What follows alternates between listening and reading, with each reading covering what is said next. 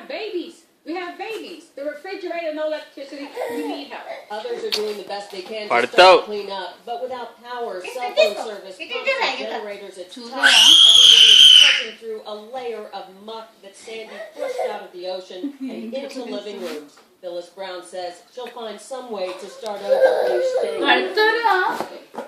Well, all I need to do is pick up on higher ground and stay there. The worst is over. One positive note, we've seen the MTA bus service return to this area. Many residents who lost their cars in the flood, at least they know there's still another way out. In Coney Island, Luann Khan. He's live in East Rockaway, Queens, where storm-ravaged residents are calling for help tonight. Jonathan?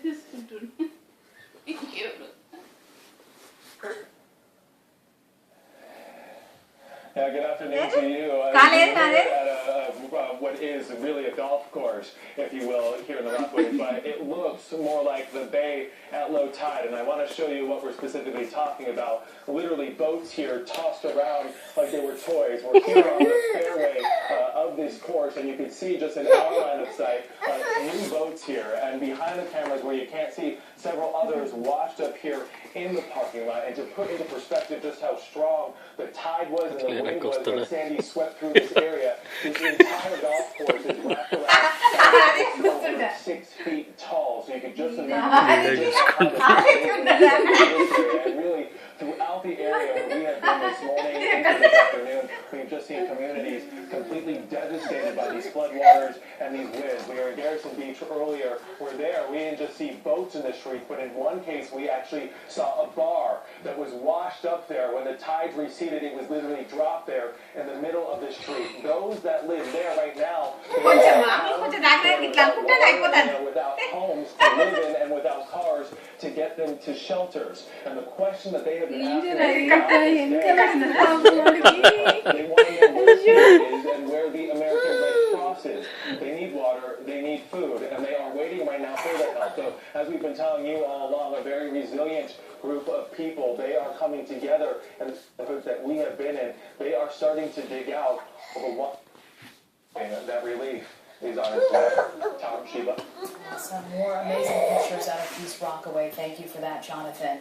We want to again remind you, we heard about FEMA that you can now apply for federal assistance, but if you need help, well, we know there are many of you out there, and if your loved ones have their power still off, please communicate this information to them.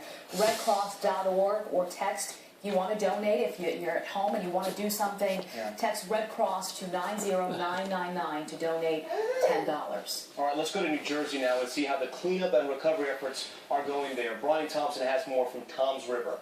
But basically what happened during the heat of the storm, I was getting text messages from a friend of mine, and Kathy was trapped inside of that house. The yellow house, no, the yellow house was on the ocean. Imagine this, that yellow house was here on the ocean, right there.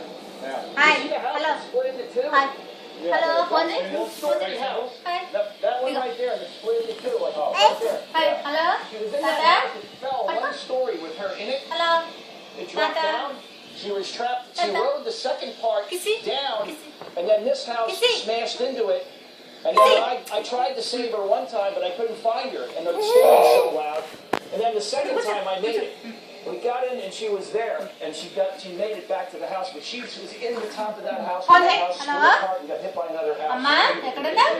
In this yellow house? Or No, she was in the one over there. That was a piece. It's hard to even describe. Yeah, that was